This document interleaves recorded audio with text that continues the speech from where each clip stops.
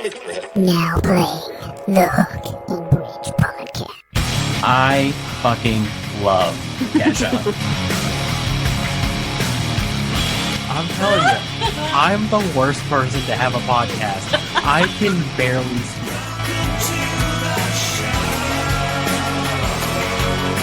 Oh my god, I love doing this! What is up, everybody? Welcome back to the show. I am your host, Harley, joined by my co-host today, Chris, and some very, very special guests. I do apologize. I only know one of you, so I'm going to let you introduce yourselves. But the band is Goldstate, everybody. Hey, I'm Ben. And I'm James. That was your cue That was to good. come in. That was like, I was expecting more, you know. I was expecting you to big yourself up. Mr. Q. Mr. Q. Sorry, I apologize. Should we do it again? Should we go again? Take two. It's I'm live. Ben. I'm the vocalist. Boom. Now you. James, you play guitar? I do, yeah. How long have you been playing guitar? On and off since I was a kid. You know, I tried it as a kid as an acoustic, got really bored because I wasn't into punk rock at the time. Quit, and then discovered punk rock through the likes of Tony Hawk's Pro Skater. And of course, wanted electric instantly at that point, and it all exploded from there. Now, Ben, do you also play guitar? No, I am the most untalented person on the planet. I do vocals, and that's it. That's all I can do. Cannot play an That's instrument. talent, though, right? I can play the recorder. I did recorder at school. So, well, first of all, you can't be the most untalented person because you run one of the most successful alternative music TV programs going on right now. Nobody's doing what you're doing. So that takes talent in itself, man. I know we're not here to talk about it, but give us a quick rundown of BSB. Yeah, so I am the co-founder and co-host of BSB TV. So every week we put anybody that is an up-and-coming artist in front of the celebrities, and I always do that when I say it because I always feel like it's really weird, you know what I mean? But like the people in the music industry that like make a difference. If this show is going out after the 27th of February, I can say something really cool. Yes, it is. So on the 27th of February, we are announcing, which will have been announced by then, that we've got three bands playing Vans Warped Tour 2026 that were discovered off our show. Literally this week, we've just announced that two bands were discovered by Summerfest on our show, and I am super jealous. One of the bands are on a stage at Summerfest this year with Hot Mully, State Champs, Red Jumpsuit Apparatus. And it was all from them being on our show, and the talent buyer heard them and was like, "These guys, I want them on my lineup." So heck yeah. Are any of them Manic Cat alumni? They're not, no. But one of them, I'm pushing. I'm like, Manic Cat want them, right? Manic Cat. I spoke to Pete today actually. Manic Cat want them. I'm going to try and see if I can get them over the line. To join Manic Cat because I think that it'd be a natural fit. But yeah, it's I mean, Manic Cat's doing bits though. Oh yeah. James is killing it over there, man. I don't know what has happened the past couple of years, but his development over there at Manic Cat is incredible. Yeah. What does one have to do to become one of these celebrities? Like at what point in status am I a BSB a celebrity?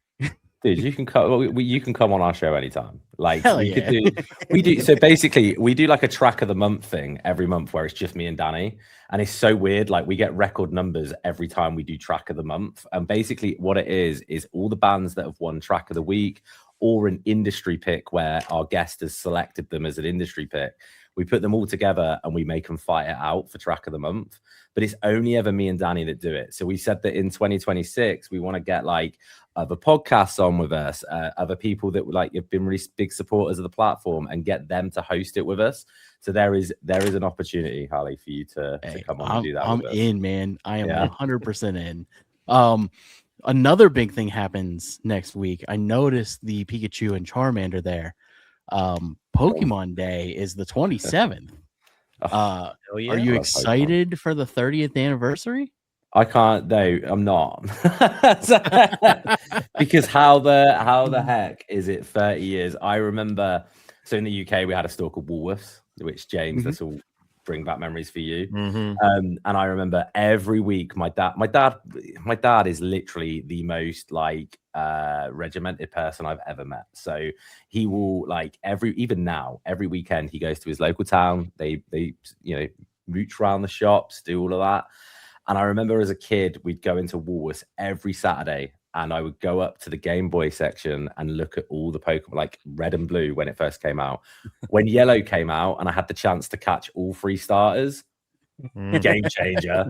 Like, and I remember I'd sit there for weeks and I'd save up my pocket money and then I'd buy the game. And so yes, very excited that it's been going strong for 30 years. Also very depressed that it's been 30 years. Totally and we agree. still haven't got a proper open world Pokemon game yet. In my opinion, none of them have scratched that surface yet. But I think the Switch 2 does give it the opportunity to do it. So come on, Nintendo. We'll watch this. High hopes, man. High hopes. Yeah. We're all waiting. So let's talk a little bit about the new single here. Well, first off, who's the primary lyricist of the band? So this is a good one because Danny, who is my co-host on BSB, bear with me 1 second. I got background noise and I'm just checking what it is. Sure. Okay. Sorry, it just came through in my ear. So I apologize. So Danny does a lot of writing, and what normally happens is, so Danny was originally a guitarist for us, and he was like, "Yo, I don't want to perform anymore. I just love writing, songs." So Danny will send me the shell of a song, and I will then go and kind of just add a bit of flair, add a little bit of my personality on it. We kind of discuss the ideas of the songs beforehand. We'll throw them to James as well. James will then make me sit here and do the most incredibly dull versions of the tracks in my microphone like this, so we can get demos together. But yeah, it all kind of really does, credit where credit's due, start with Danny. So he'll say, "Hey, I've got this idea for a song." There's a track on the new album that we're going to be doing this year called Flavor that is completely me, and I'm absolutely ecstatic about. It's about my partner, but it's about how, and I love her so much, but she has so many different personalities, which keeps everything really fresh. But it's like you don't know what flavor you're going to get today, but you love every different flavor. So very excited about that. But yeah, Danny starts a lot of it. How did Deep End come about? That was Deep End was I'm awful. Deep End was the one that I had the least contribution to, because when Danny sent it to me, I was like, this is exactly what I would put in a lyric, and even the vocal flows and everything that he did was so like, it was like he channeled what I normally do. So I was like, I absolutely love this. So what I really enjoyed about this one is I connected so much with what he'd already written, that when I went into the studio to do it, it almost in a way felt like I was belting out a cover, and I wanted to do it justice because I felt like it's Danny's baby, and I wanted to make sure that I did. Yeah. So, but lyrically it's one of my favorite because it goes quite dark, but in a fun way at the same time. And I think that sometimes that gets lost. Some people write really emotional songs, but they're not having fun with it. And we just want to, everything we do, we just want to have fun. And, I think it's kind of got to the point where it's hold Ben's balls to see how high you can sing. And Deep End is definitely the on that one. Yeah. Yeah. Well, and you guys have a major British punk influence, right? Yeah. Like you guys are heavily influenced. It seems to me like by like the Sex Pistols, I would say is like a huge influence, or even Blur. Yeah. Is that kind of accurate to say? 100%. Like we don't like we're a pop punk band, but we're from the UK. We listen to a lot of British bands. We grew up. I mean, Sex Pistols were one of the first bands I think any of us really kind of knew who they were because our parents listened to them, and you know, my uncle was listening to bands like that, so I kind of got into that, you know. And it was a big start for us. Blur, I mean, you couldn't go anywhere in the late 90s, early 2000s without hearing Blur. You know, they were just everywhere. So it's really nice that you picked up on that as well, because one of the things that we've always done, and I've said from day one, I am British. I don't want to be, but I am. So I'm going to utilize my accent to the best of my ability. Like when I listen to people fake an American accent, it makes me kind of cringe a little bit, because I'm like, yo, we're British, sound British, and you know, there's a USP for you. So yeah. I mean, it definitely especially the Sex Pistols influence on specifically Deep End, like it's so noticeably there. But Love Bomb is the one that reminded me far more of Blur. Especially like the artistic route for the music video. Who's directing these music videos? That was my idea, the music video. This was along with Charlie, along with Charlie Smith from Mind Art Visual. Shout out Charlie. I kind of gave him the idea that this is what I wanted to do, and he's like, "Yo, I know where we can use a green screen. I know how we can make this work. Let's go do it." So yeah, I was like, how would we kind of like incorporate the lyrics? He was like, well, what if Love Bomb was like a disease that was taking over the world? We kind of like, you know, you're reporting it on the news and it's kind of taking effect as time goes on, but we'll keep it real subtle. So that's what we did. And it was probably, I mean, I've shot so many music videos, but that was my favorite one to date, because I felt really like I was in my element having fun, you know, with my bright pink hair that I was convinced to get done. Yeah. It reminded me a lot of, do you guys remember when the Chili Peppers brought John Frusciante back, and they did like this random like 6 months of them pretending to be news anchors to promote the release of the new album? It reminded me just like that.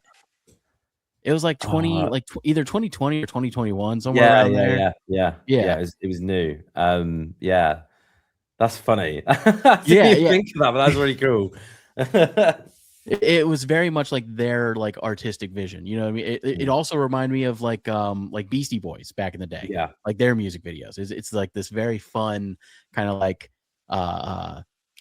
cosplay, you know, putting on the wig and the fake mustache and stuff. Like it's very like cheesy, you know, Naked Gun type stuff.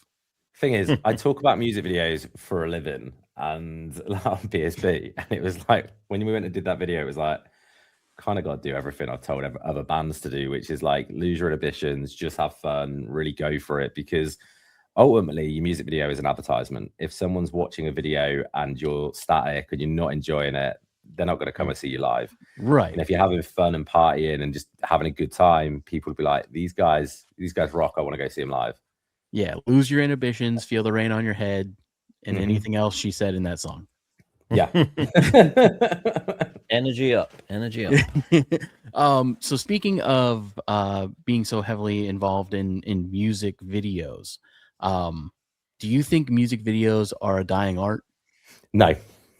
And I know this gets said a lot, and I know it does. I think that music videos are underutilized, is how I want to put it, because I think everybody's got this mindset that we've all had this mindset, because we've all grown up watching MTV. In the UK, we had Kerrang and Skuz and other channels of that ilk, where every music video was like, it looked $1 million, you know, it looked like it was made with a big budget. And I think people have forgotten that, like I just said earlier, it's an advertisement. So even if it's you, I mean, we watched a video the other day, and I'd love to shout this band out, but I can't remember who it was. And their music video was them in the car, driving around their state in America, ordering every fast food place they could. And in between, they were singing along to their lyrics in the car. And it was, you know, and this was about a month or two ago. And I still remember every little bit of it now, because they were having fun. And I think that makes me really connect with the band. I mean, I'm sad, and I really miss the whole. Do you remember when A Day to Remember used to do the studio diaries and stuff like that, and they were great fun to watch. I miss all of that because I think you're connecting with people, you know. That was music's version of reality TV, and I felt like it had a really strong place. So yeah, I mean, James, what do you think? Yeah, I mean, it's never been more accessible to make your own video. If you haven't got the budget to get someone in, it's never been easier and more accessible to make a high quality video. Now you can have on the new phones or the DJI Pocket 3, anything like that, you can make a really nice video for not a lot of money. So yeah, I'm with Ben on this. I think it's underutilized, underrated still. You know, you can really project your energy, project the energy of your song for a very small budget now, and you know, have it look really polished. Do you think that that music videos, as far as the resolve per se, do you think that music videos today, compared to music videos, let's say of the 80s, like late 80s, early 90s, do you think that they have the same result? Yes. Well, yeah, they are a lot less story based now. Bring back story based music videos. Yeah. I want to know, like, I want to bring back story based music. Yeah, do that. Like, some of my favorite albums are concept albums. Anything by Deer Hunter. Oh my god! I don't know if you remember Forgive Durden. Oh yeah, by Ramen Band. Their second album, which is literally a musical, is phenomenal. I mean, Pink Floyd's The Wall, man. Like... Exactly. Come on. But yeah, no, I think that I'd imagine music videos today get watched more than they did in the 80s, purely because they're more accessible. We've got YouTube, we've got loads of different like outlets to view them on. Whether or not they have the staying power in a world of TikTok and short form content is another thing. But again, that's why, you know, I say this a lot, like, hang on, that background music's just coming again. What is it? Sorry. God, honestly. But yeah, no, I think I've just fixed it. Hang on. I'm gonna punch it in a minute. Go away. Go on. But yeah, I think that instead, I think what people have to do is be really creative. And I say this a lot, that people follow trends way too much. So they see, like, you know, like, say that, like, it becomes a TikTok trend to eat an apple in, like, you know, without opening your mouth, or so, I don't know, like, just a random trend that becomes viral. Tricky. Every band starts to do the same thing. And I remember when shout out Magnolia Park, they really smashed it when they were like, we're going to put our music video out there until Blink-182 see it. And they did it every day. But then every band started doing it. So the potency of that idea just went, whoom, you know? Right.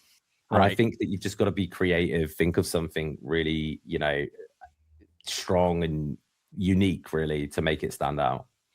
I heard something today that scares me for the industry as a whole. I had somebody today tell me about a country artist, and their exact words were, "You have to check him out. He's great." So I proceeded to Google said country artist, and I said, "What song should I start with?" And he said, "I don't know any of his music. I just think he's cool. I see his videos online all the time. I like what he does online." And he proceeded to show me a lot of videos that were vlog style videos, but he didn't know a single song, but already was completely invested in an artist. I think that might be moving towards the equivalency of how we viewed music videos in the 80s and 90s, because there are music videos that I may not have liked the song, but I recognize the video so well that I like the song, if that makes sense. Yeah.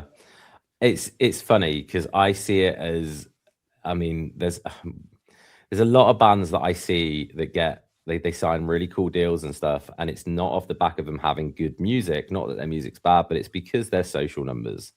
So everyone's trying to get the social game on point, and you'll find in more and more bands won't play live shows until they've got a social following.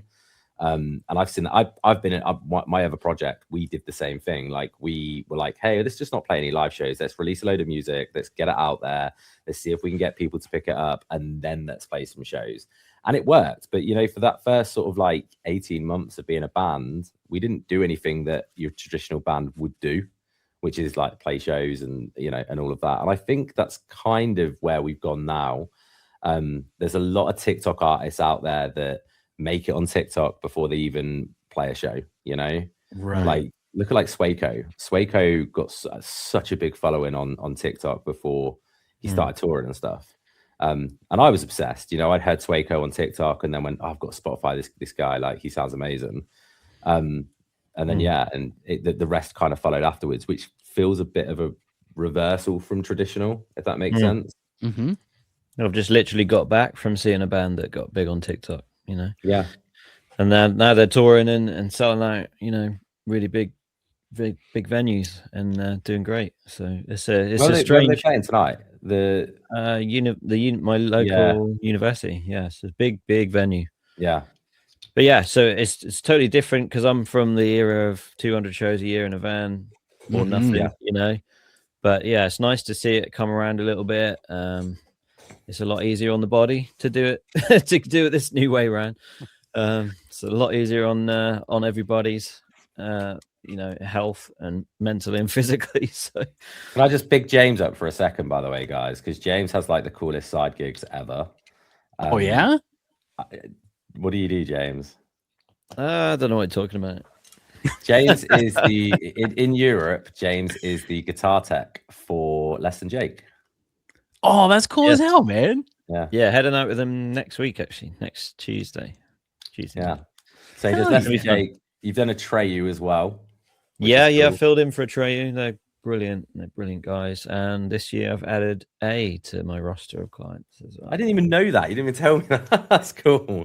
That's going to be fun. Such a great band. Yeah, that's cool.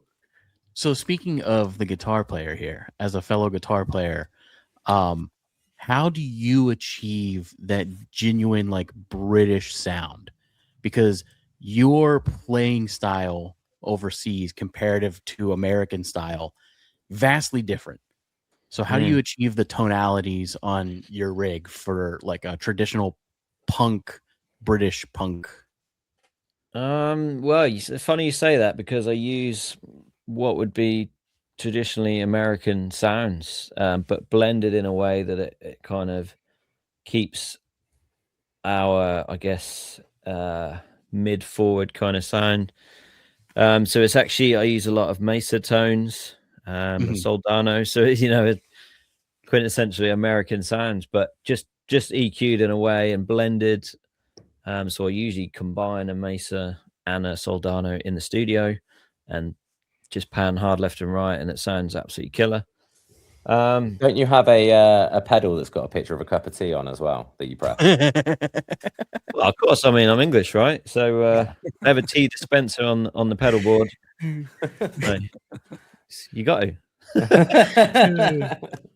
But yeah, so my main influences tonally wise were your Blink 182s, your Goldfingers, that kind of thing. So my tonal palette is quite American, but I guess with the amps that we have over here and the sounds that we associate with this side of the pond, the tones, it kind of blends as well, and you can make those tones from American amps. So it's see I find that our sound over here is more treble heavy. We tend to turn the mids down, Scooped, treble high, bass high.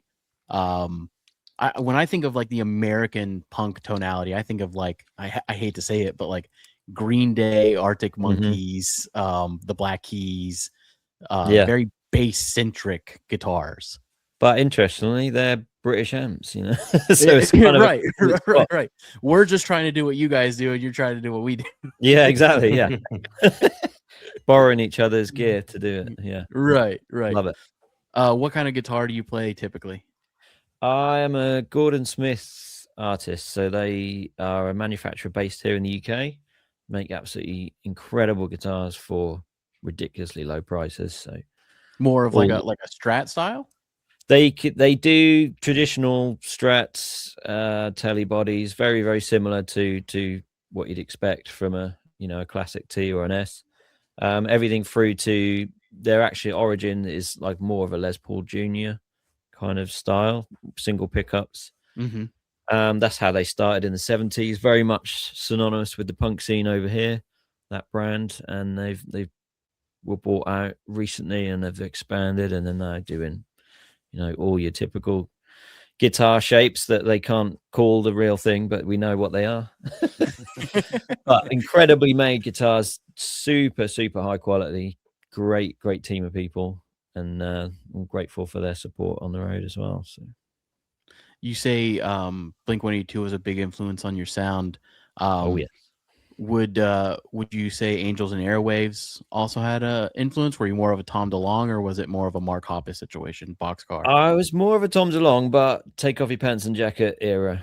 Okay. He lost me a little bit in Angels. As I've grown older, I've coming back around to that, and that's now more appealing to me. Whereas at that, growing up, it was Balls Out, Take Off Your Pants and Jacket, Triple Rec Tone was my thing. But I'm now much more appreciative of Angels. Did you get into Boxcar Racer's album? Because obviously, like, being a huge Blink fan, like when they did the Boxcar Racer, I mean, I was still a kid, but when they did Boxcar Racer, I got well into that album, It was a which great I album. felt was my gateway into Angels and Airwaves, because I feel like Tom really he kind of went Boxcar Racer. I was like, okay, it's a bit serious, isn't it? And then they came back and did the self-titled record, and I was like, Blink's got a little bit serious now. And then Angels and Airwaves came, and I actually went to their first show in the UK, which I think was their first ever show, or one of their first ever shows. And I'll never forget it. Not for them, they were brilliant, but like there was like a 40-year-old man who grabbed, I was only about like 15, grabs me, crying his eyes out, going, he's back. And I just never forget like how emotional Tom DeLonge had made somebody who was like, nearly triple my age. And then did it again recently. Yeah. They came back to Blink, and I mean, that guy was probably for like 5 years just going, "Where are you?" Yeah. Definitely. Controversial Blink opinion. My favorite Blink-182 album is California. Is that a crazy opinion to have? I love it. I tell you why as well. My little boy was born just after that album came out. So my ex-partner, when we had him, she had to stay in hospital for 2 weeks, and I wasn't allowed to stay in. So every day I would leave the hospital, leave my little boy and leave her, and go home, and I would listen to California every day, like there and back. So it holds a massive candle to my heart, and I agree, it's a fantastic album. I actually think Feldy all over it, the king of and rock you can hear Tom DeLonge on it. Like it's very Tom DeLonge without him being there, but like old school Blink. So massive. I also really like Neighborhoods. Yeah, I thought Neighborhoods was great. Yeah. So I don't think they've done a bad album. I really don't, and I love the new one. I'm very ready for a new Blink album, I think, already.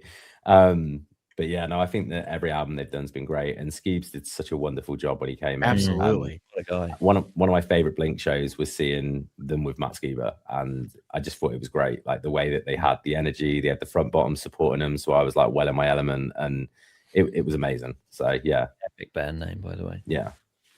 I just feel like it was it was such a tonal shift for them to like go from this traditional, what I would view as American punk, to this almost obviously because of who the producer was, like a 5 Seconds of Summer type sound, which was very popular in 2016.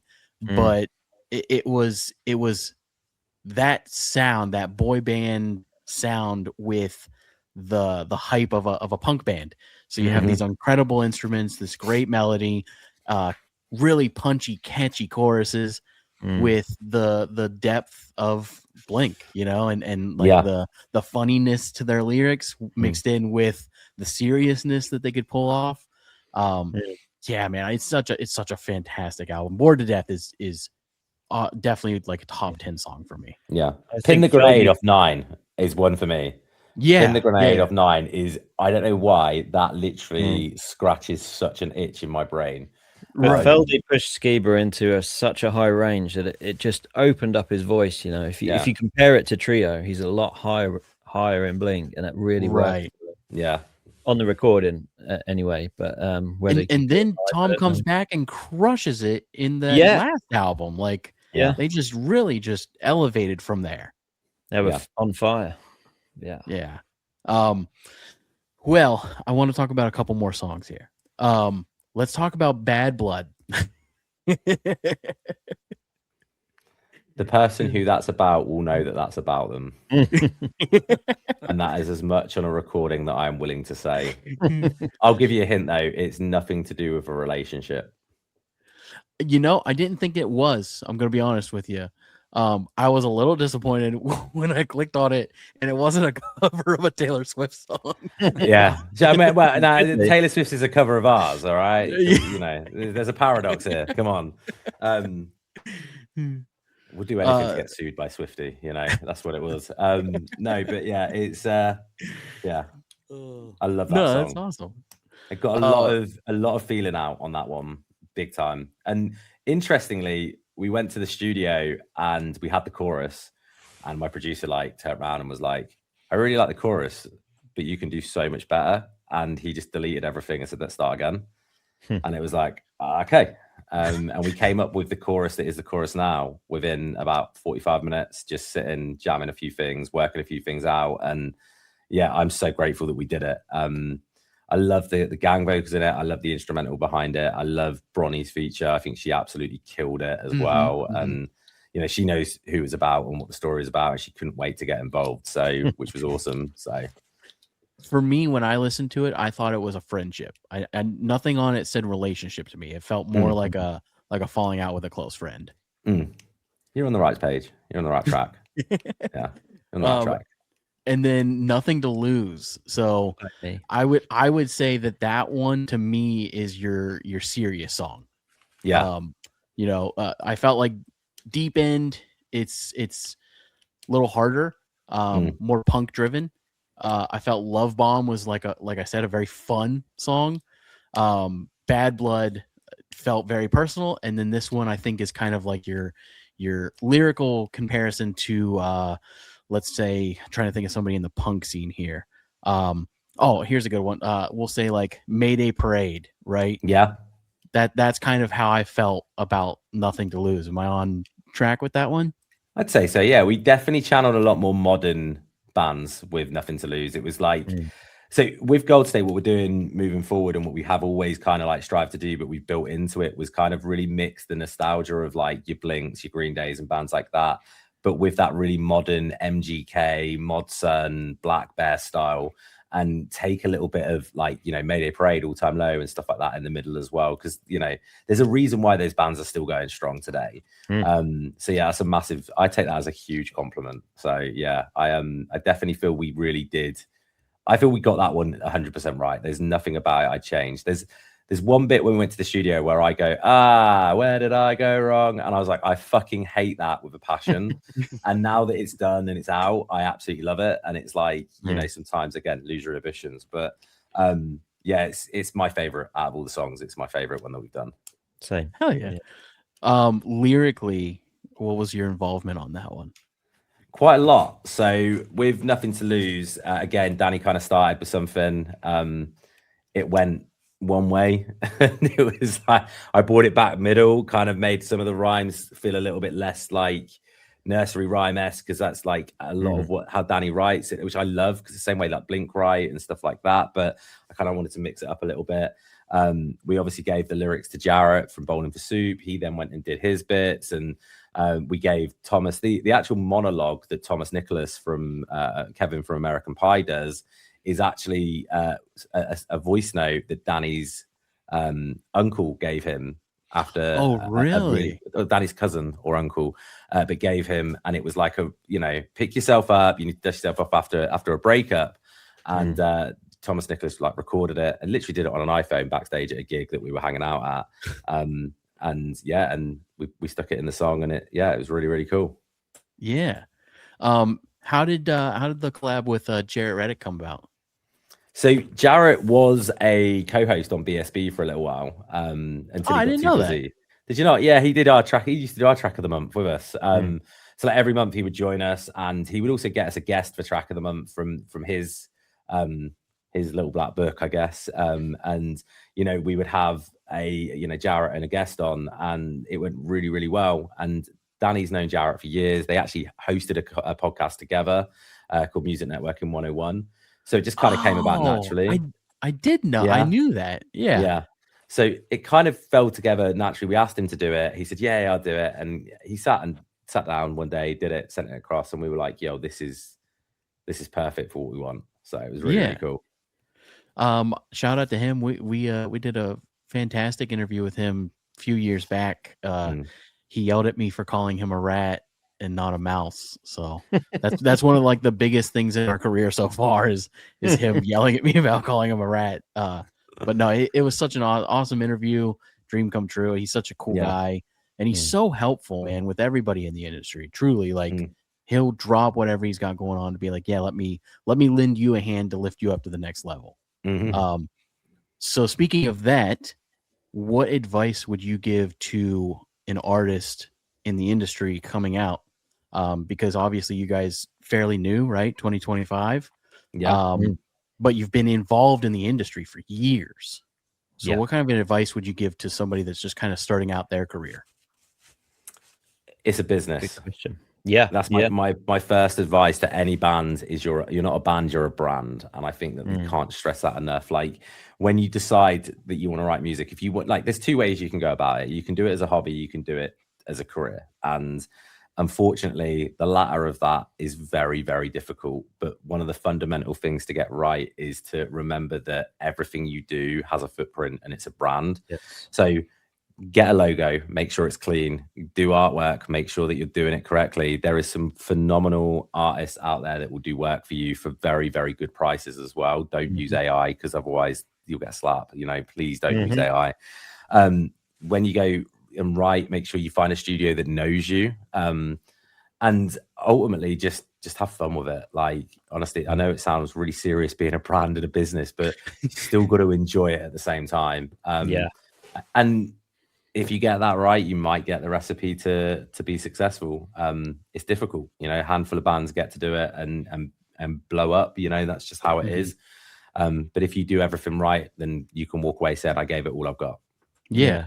And there's always this phrase that they say that if you want to stop being a local band, stop acting like a local band, treat it like a business, take the next steps in production, and, in your marketing.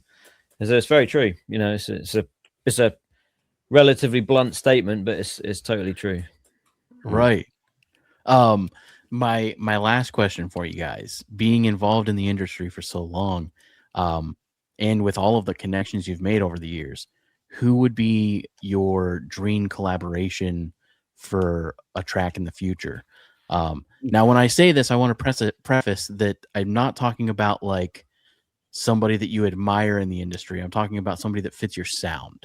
So if you're like, oh, Jason Aldean, I'd be like, no, that's a terrible choice.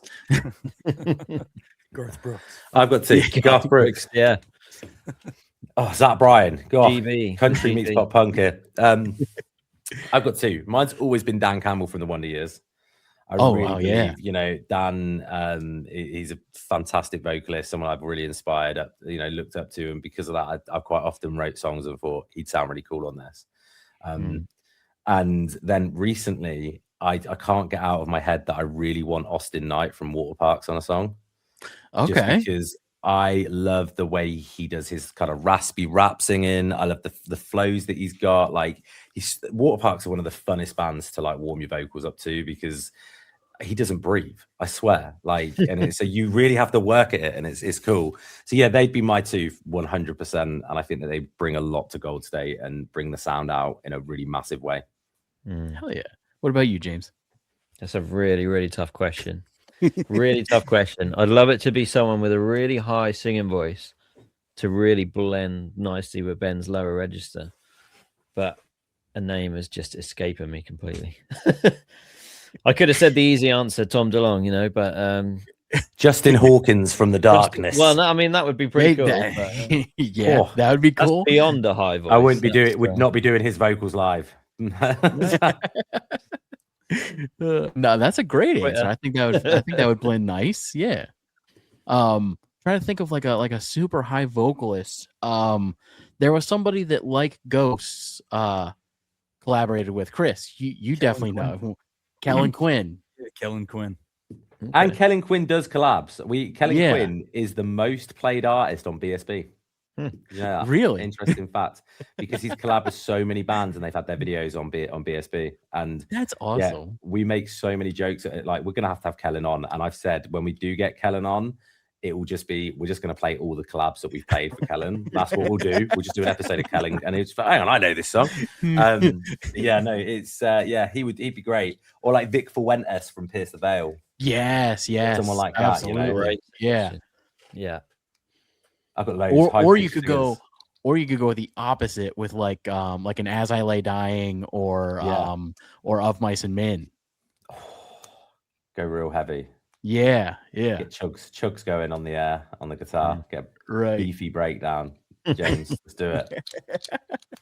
Oh man.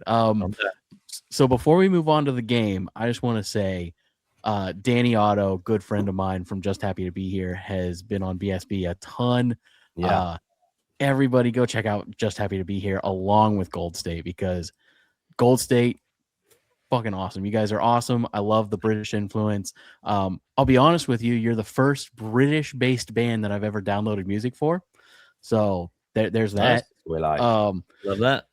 And then Just Happy to Be Here, I really think that like you guys give them so much love on your show. He's always sending me stuff that he's on there for you. So I think that that's one of those bands that I would like to see get more love from the industry. So just quick shout out to Just Happy to Be Here, right, Harley? I have struggled in the last 2 weeks to get Autumn's Over out of my head when I wake up in the morning. I finally have not woken up the last 2 or 3 days without it in my head. It's going to be back in there tomorrow. I fucking love that band. I love that song, and I genuinely see them going places. Absolutely. Danny is honestly, and if he watches this back, when I watch Danny on music videos, he's inspiration. He's goals as a vocalist because his energy is unbelievable. So yeah, shout out to Just Happy to Be Here. He is the golden retriever of the music industry. He is literally just happy. He embodies the phrase "just happy to be here." Yeah, yeah. We're doing this true crime podcast together, and when he comes on, his energy is way up through the top, and I'm like, man, we're about to talk about some horrific shit, dude. So I can imagine that as well. That's amazing. Yeah, right. He's just like, all right, let's do it.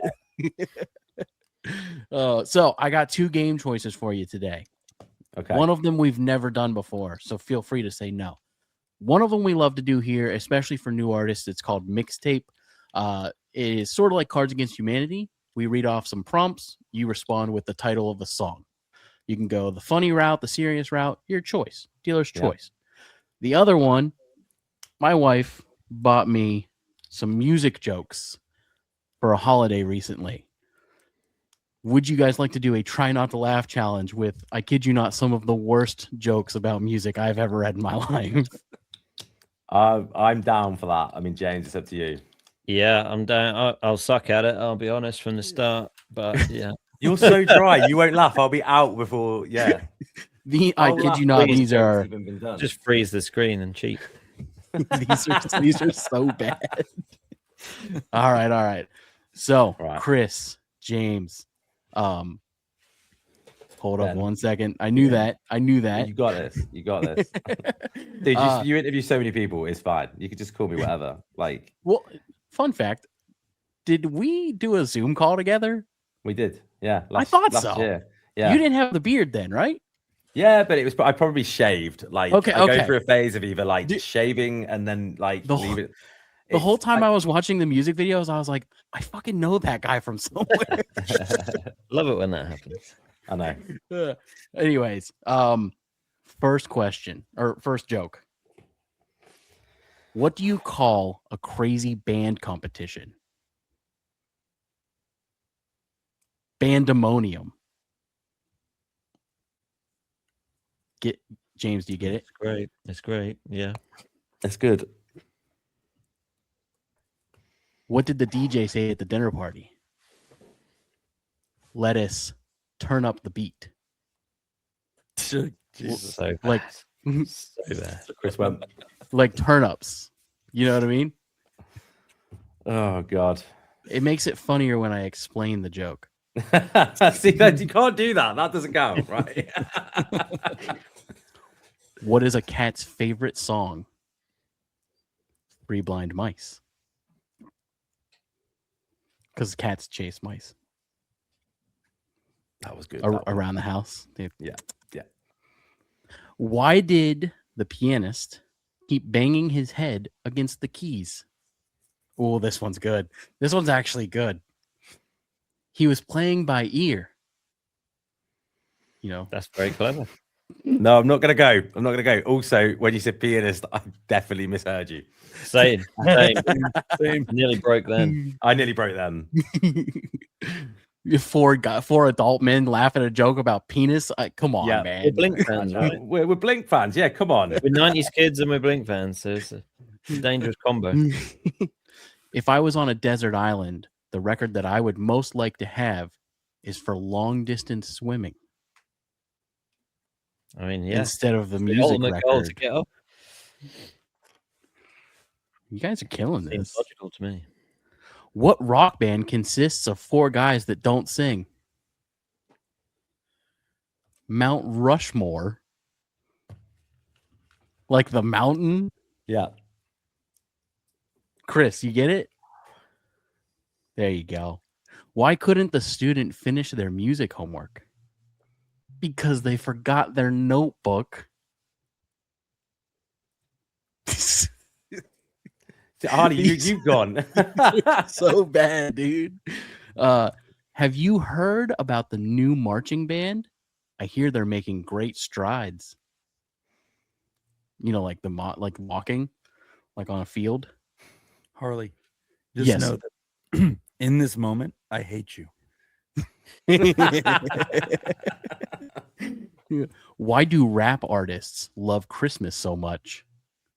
Because of all the rapping. I've got my button here. I don't know if it will play. Did you guys hear it? Nah. You see if I can put my- disarmed from your sound effects. You know what, though? I think I also have a button. Oh, it's not going to play now. Oh, it's telling me it won't play. Stupid thing. Hang on. We got a yeah. All right. There's a great new band called the Blank Checks. They're still unsigned. That one's for you, Vin. That's good. That's clever. I feel like I'd laugh so much more if I couldn't laugh, but like half of this game, I've sat there like this because I knew I couldn't laugh. What do you get when you cross a sweet potato with a jazz musician? It's a yam session. You know, when you get with your boys and you yam out. Isn't there like an innuendo in there somewhere? That's what I Yamming out with your boys. That's a circle jerk, isn't it? Something like that. Means something totally different over here. Why was the composer busy? Because they had several scores to settle. We need that cricket sound. That's what we need. We're Yeah. doing good. Yeah, I'm proud of us, James. We're the I'm boringest cheating. I band just ever. muted you the whole time. Another one. Just What do nodding you along, call- pretending I can hear you. What do you call notes added to the end of a song to make it last longer? This one's for you, Chris. Extension chords. Extension chords. This was the best $3 she's ever spent. Oh god. What has 30 feet and sings? Christmas carolers. Because they come to your door in packs. I think if it wasn't 1 a.m., it'd be a lot harder. You know? Ooh, what do a sword and a piano have in common? They can both be sharp. These are Christmas cracker like Yeah, these are, literally. All right. I like my new guitar instructor. Guitar instructor? Guitar That's a instructor. We struck the right chord from the start. This is really fun because I don't know if you guys know, have a bit of a reading handicap. I am really bad at reading. Me and my friends are in a band called Duvet. We're a cover band. You guys got duvets over there? Yeah. Is that an across the pond thing? Yeah. Indeed. Is that a indeed. French word? Is Well, duvet gotta a be French French. It's word? got to be French, isn't it? See, one of the things that really but- like surprised me because I spent half my life in America because my partner is American, and when I first went over to hers, was that like I was like, "Do you have like a duvet cover that you put on the duvet?" She's like, "No, it's just a duvet throw," and I'm like, because we have like covers, you have to like get the duvet, you have to put the cover on it, and then otherwise, it's. And she doesn't, and I'm like, Otherwise, it gets all stanky. and then I. Well, had to, I and then mean, I had to show her. you're getting your beds ready for the queen, though. Yeah, we just well, True. getting Just ready in for case. bed. Just Yeah. in case. Just in case. just in case. Just never know. I'm gonna be real with you guys. I don't know what the fuck a duvet is. Do you actually not? I you I have know throws, it's a blanket. like- Yeah, like Blanket, so yeah, basically, yeah. right? So a duvet, Really nice thick is- blanket. Yeah, so duvet is like it's a duvet. Like, oh fuck, how would I explain it? It's white, and you would never sleep with it without something over, like covering it, right? Because it's really it would irritate you. So you go and buy these duvet covers that have like fun designs on it. Like I'm trying to source one that's a Ouija board at the moment because I keep seeing it, but it keeps going up in price, and I'm not paying like 80 quid for a duvet cover. So you put that over, and then when it like you use it for a few nights, and then you wash it. So you take the cover off, you wash the cover, and then you put a clean one on your duvet. Okay. All So right. it's like, yeah, but like when I went to my partner's, like she just has like a throw, like you say, a blanket, and like, Yeah. I was like, the fuck, where's your fucking duvet? Like, what's going on? Like, and then when she came over here, I was like, I'm going to teach you to put a duvet cover on a duvet. Like, so it's different than like, so we have our fitted sheets that you put on. yeah, we still and have then those. and then you have your regular sheet. Is it sort of like the regular sheet? Would you sleep under your regular sheet? Is that what you're talking about?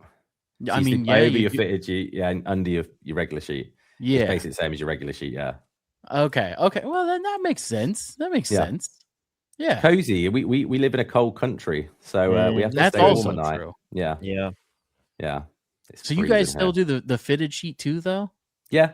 Got to have Do you deep pockets struggle? as well. We need a Do you- duvet to protect us from the monsters under the bed. James, do you sleep your feet uncovered or not? Just Ooh, one. Great question. Just one. I'm One the in, same. one in, one out. And That's me. Yep. like I fully like, I don't know if it's an ADHD thing or what, but my leg until I go sleep is like Vertical. Oh yeah. Oh like, yeah. like moving until I go sleep. It rocks me to sleep, so I'm like and then I'll finally fall asleep, wake up in a completely different position, upside down, all over the place. But yeah, like 1 foot out, or sometimes 2 if I get too hot, but 1 always out, and it also dangles off the side of the bed. Like it's a really weird thing that I do. Are you guys back sleepers or side sleepers? Whatever way, like do you know what? I get comfortable in one position, and then I'm like, nope, not falling asleep here. So I try another one, and I can sleep on my back. Such a lad thing. I can sleep on my back if I'm cupping my balls. Hey, there you go. Yeah, that's the position, right? If I'm on my back, it's I have to, right? But if I'm on my front, I have to bring the duvet up to here, and I'm like, Yep. boom, Yeah, against and my you cuddle face. it. So Yeah. cuddle it. Yeah. So that's that way. Or if I'm on my side, my legs are in that kind of weird position, where they kind of, yeah. you know what I mean? Otherwise, I can't. Like, I look like I'm rocking in like the fetal position. That's the Yeah. only way I can sleep on my side. So yeah, very particular. It's weird, isn't it? Sleeping's weird. I sleep in Right. the exact same position every night. My wife has made fun of me for years over it. Imagine a police outline like on a cartoon, like a dude fell out of a window and the white like outline. I Yeah. sleep. So I kid you not, dude. I make a number 4 with my legs. So one Yeah. of them is like at an angle, one of them straight, That's amazing. and then I sleep with one arm like this and the other one like this. It's almost like you're getting ready to do that Egyptian dance. Yes. Yeah. Every No, night. Dude. my partner, I always joke that she's Morticia Adams because she'll sleep like that.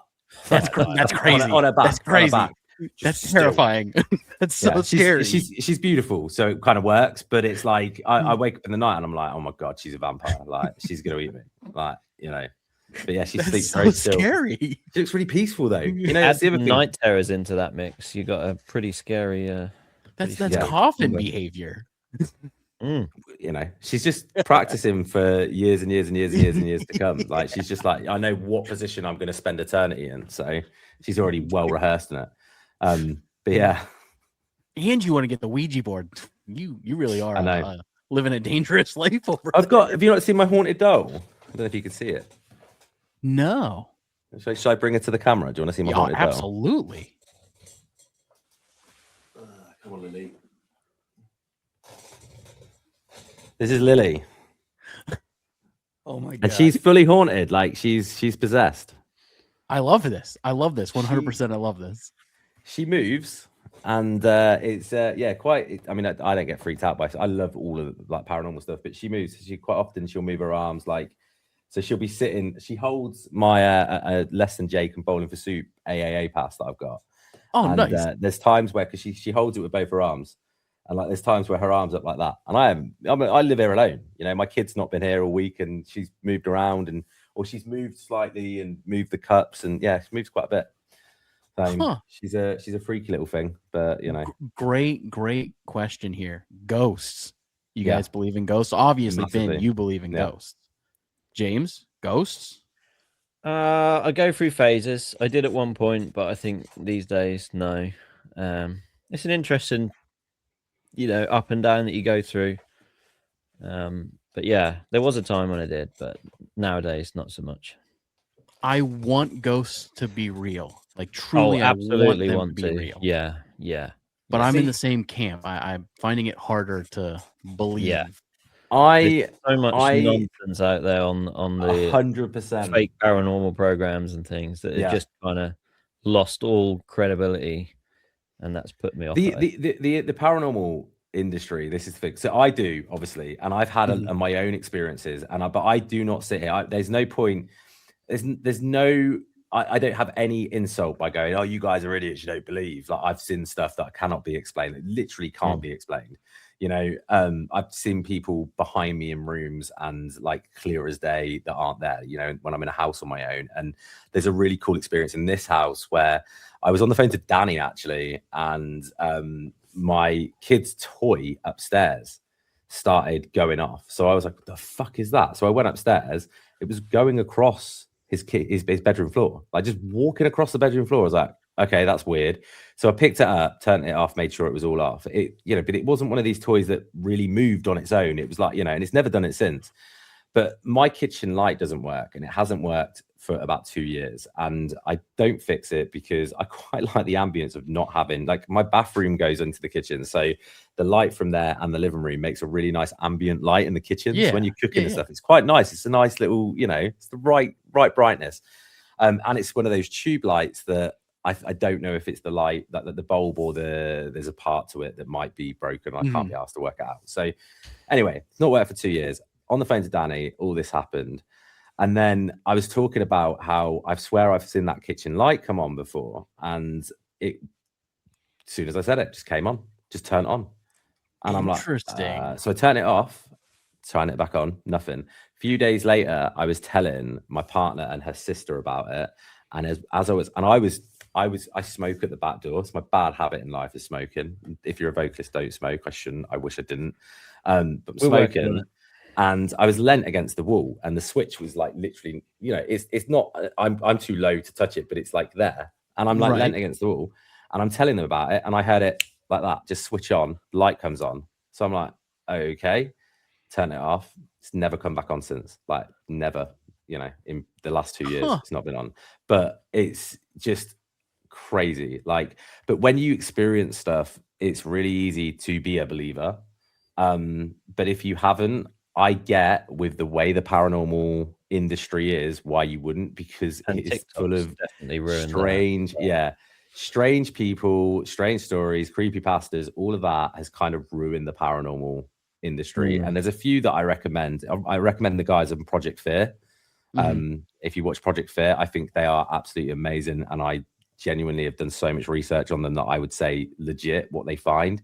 I mean, they do episodes on YouTube now, and they do episodes where nothing fucking happens for an hour, you know, like, but at the same time, like, they want you to see that sometimes it's not all about, you know, seeing apparitions and seeing, you know, and hearing things and stuff. So, but there's a lot of them that I just don't believe. Like, I always think with these them, programs, like, if it was real, you wouldn't have to turn the lights off.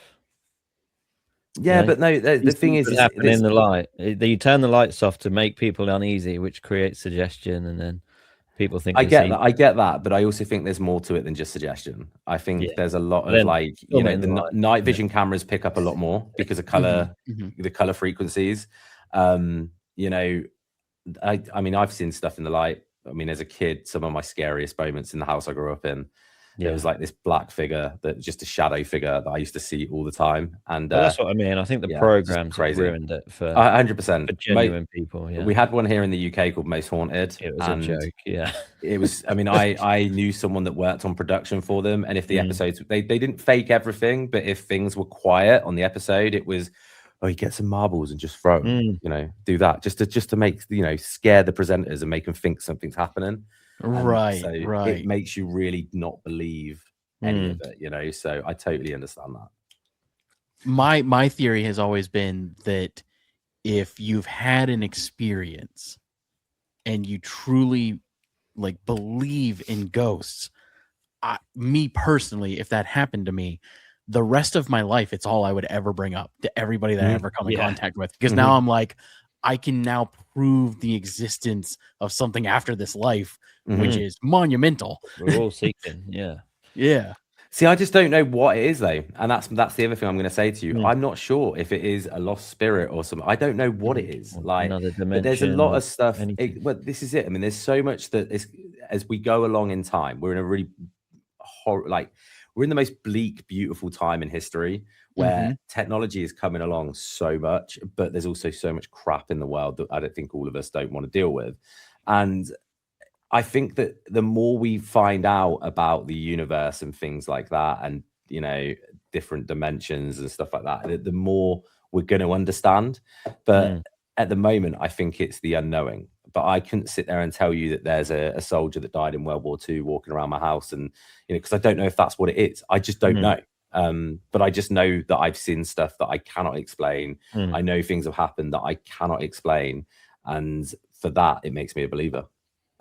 Hey, hearing it from a regular person instead of a TV show does push me a little more towards the belief side. You know what I mean? Hearing those types of stories do tend to push you more towards that way. My other thing is, like, why is it always an old ass ghost? Why is there never like a modern day?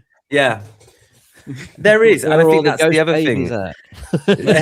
But there is, and that's the other thing. But I do, again, a lot of these so I went on a ghost night, right?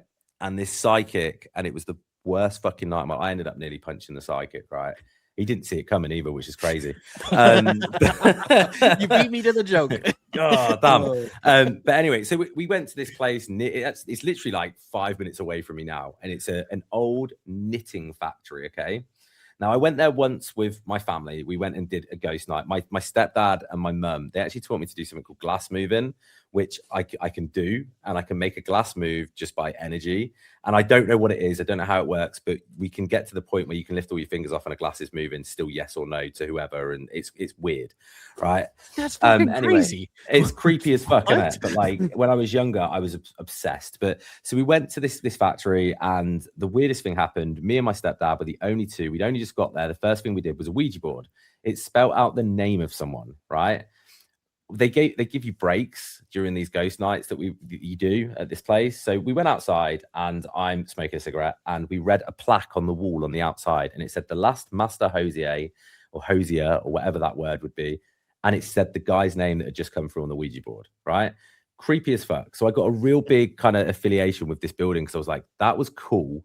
And there was a lot of things that happened that night that I then went and researched and could match up. Like I could feel the sensation of burning at one point in the child's bedroom. And I found out that there was a fire and the child had died from, fire inhalation. But inhalation, is that the word? Anyway, I think so. I went back there a couple of years later with a friend, right? It's fucking psychic. Sorry, are we allowed to? I've been really good not to swear till the last 5 minutes, by the way. Oh yeah, you can say anything you want. It's way too late. But yeah, so this fucking psychic, right? He's there. We're up in the attic, and he's going, "There's a man in here. He's not a very nice man. He's killed people." I was like, "It's a fucking knitting museum. Like it used to be a knitting factory. What's he doing? Like, grabbing the knitting needles and like killing people." He's like, "Yeah, he bullies the women. Goes here." And anyway, we end up doing something called the human pendulum. I don't believe it. I think anything where the human can be the vessel means that it's open and could be interpreted as manipulation. Just so happens this twat of a psychic is like, "I'll be the pendulum." So I'm like, "Yeah, of course you fucking will." It's like, "Right, lean yes that way or no that way." So this, are you nice? No. Are you trying to kill people? Yes. And so I was like, "Screw this." Right, I'm not having this. So I walked downstairs. I'm in the building all on my own, right in the basement, and I start doing some EVPs. And I caught something as an EVP when I asked the name of whoever it was. It's not recognizable what they say, but somebody definitely responds, and it's really, really cool. That's awesome. The whole night, I'll have to find it. I'll send you it. It's the most bizarre thing. But the whole night, this psychic is winding me up, and I'm like, I'm going to hit him. I'm going to hit him because he's just what a ludicrous story. Sorry. It's so ludicrous that like you're in a knitting factory and you're telling me that this mass murderer is going around being killing people and hiding the bodies in the attic. Like, come on.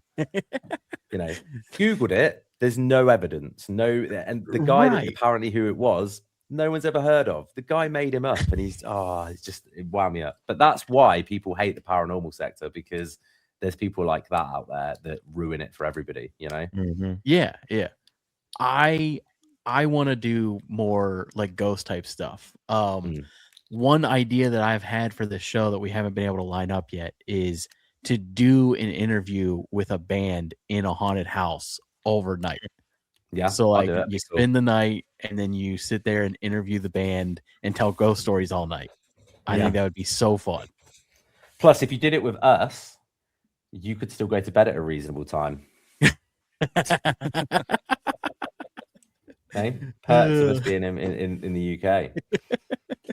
I'd do it. I love the idea, because I have this idea of doing a ghost night where I don't tell anyone where I'm going at all. So I'm the only one there with a camera, and the only person that knows that I'm doing it, they don't know where I am. They just know that if I haven't called them at, like, we'll say 11 p.m., 2 a.m., 4 a.m., that they then need to turn on a tracker or something to say, "Oh, that's where he is," or they need to ring and we need to figure out that I'm safe. But the whole point is to be as vulnerable as possible in a building that's renowned for being, haunted, and seeing what you capture when you're completely alone and shut off from anyone. And I'd love to do it. So that's dude. Yeah, I'm so in. It's gonna be fun. James, you in? Oh yeah.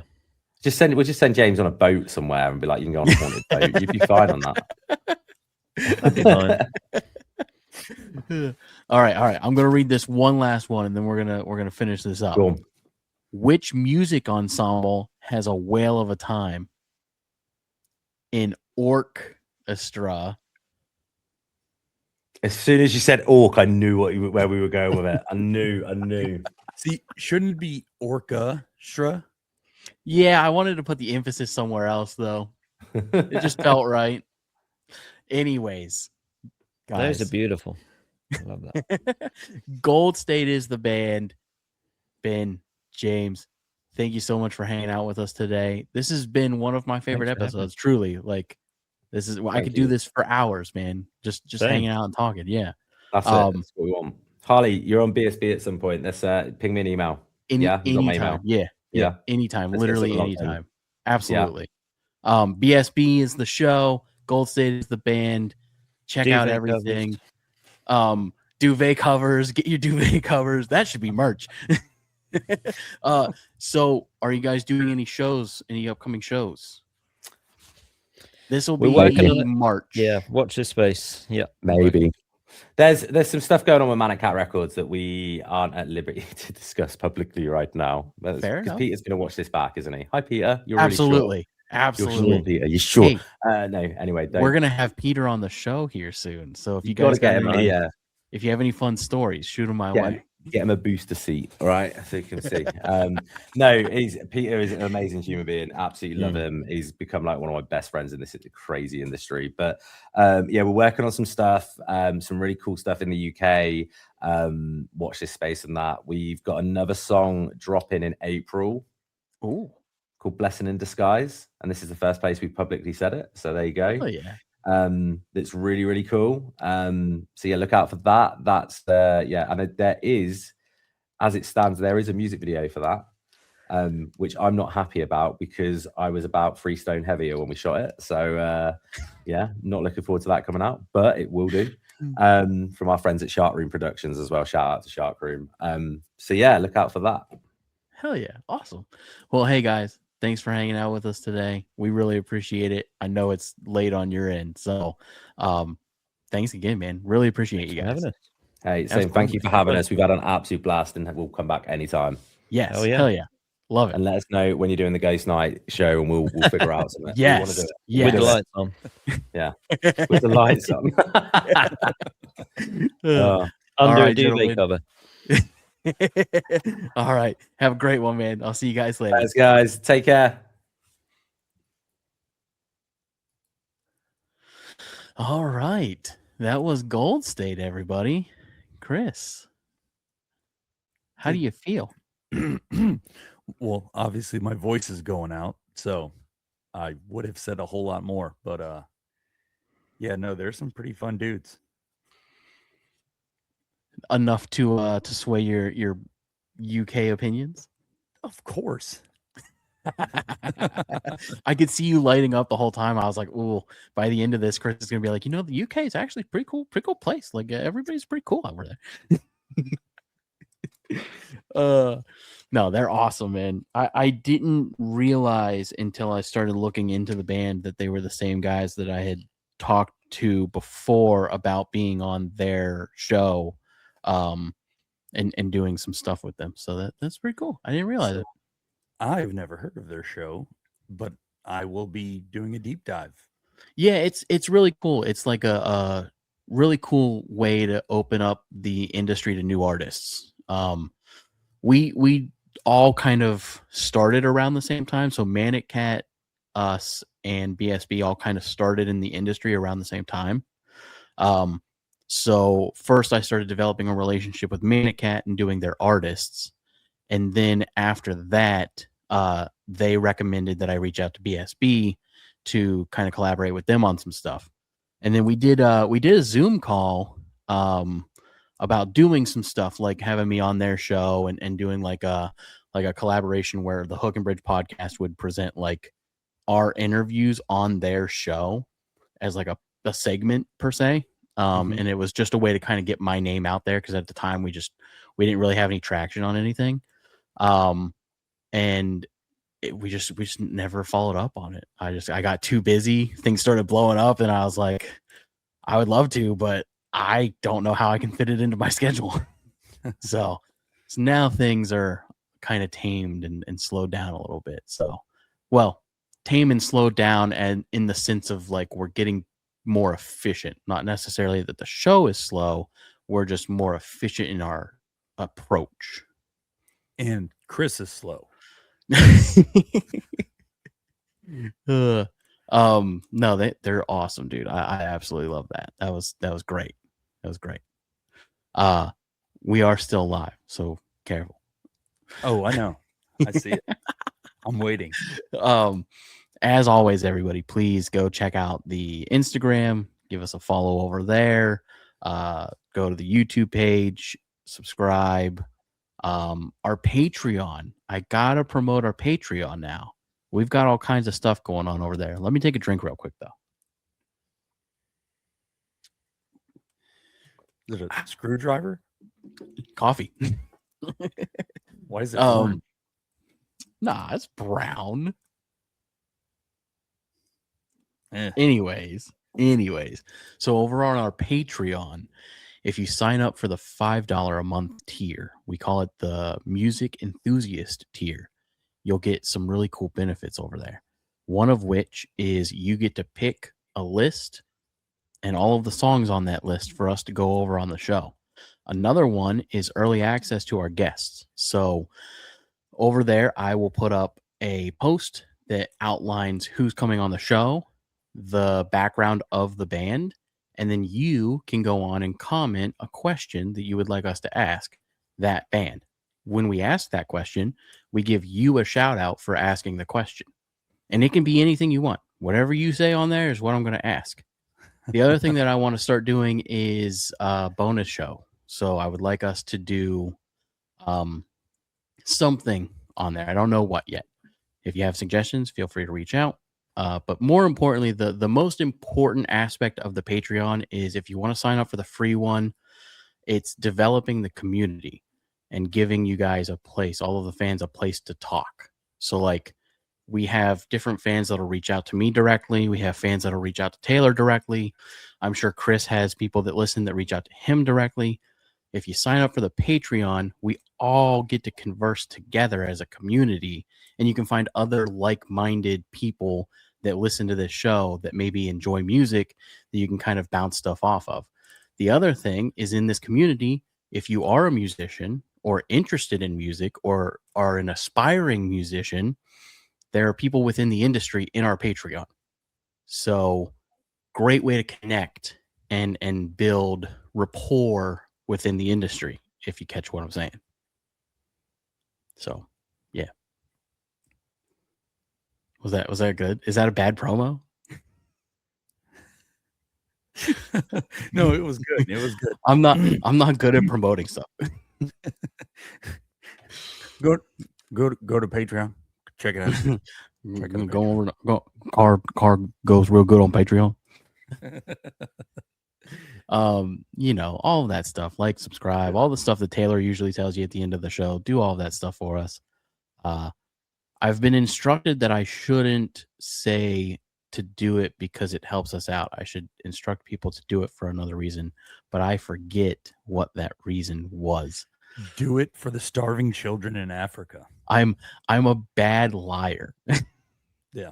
It was something along the lines of like, you should do it and tell the audience that like you're doing it because you love the show and you want more of the show. But realistically, it's just a benefit to help us out. But the chatting thing, I hold strongly to. Like, I think that's a good idea. Even if you sign up for the free one, like, you get access to that chat, and I think it will be good for industry people to talk to industry people. So, yeah. Or just to get on there and tell me or Harley we have stupid faces. That too. But you'll be able to talk to me over there. You'll be able to talk to Chris over there. You'll be able to talk to Taylor over there. You'll be able to talk to Danny over there. That is all of our staff. My wife will not be on there. She might be on there. I don't know. She hasn't said yay or nay yet to signing up, but she might be on there. So you might be able to talk to Lindsay. But you'll also be able to talk to like people who are fans of the individual things that we do and kind of develop that community. So yeah, that's it. That's all I got. What he's getting at is come give us a shout. Come give us a shout. What I'm getting at is just come hang out, man. We're just looking for friends. I just want a friend. It's a nice thing when people reach out and they're like, love the show. Well, my thing is you have suggestions, things of that nature. Let us know. Oh yeah. It's a pretty fluid setup we have where yeah. Hey, you know what? We might love it too. Yeah, this is episode 186. So like 186 times we've just kind of done this on our own. That's a lot of ideas, man. That's we're only so many brains. Especially with the lists. Like I'm at a point with the lists where I'm like, what if we talked about metal pop punk core rap? And for some reason, fucking Hannah Montana. Who's Hannah Montana? Miley Cyrus. For some reason, that Miley Cyrus song is always on every list. Every time I try to do a list, it's like, what's that song that she has? Party in the USA. Yeah. It's on every list. It's a good song. I hate to admit it. It's catchy. Probably on the other list that everybody's talking about right now. Oh, oh shut up. Oh, God, I got it. I do apologize for my voice, everybody. You sound great, man. All right. Well, it has been real. It's time for Chris's favorite sign off. Howdly doodly. Peace. Peace.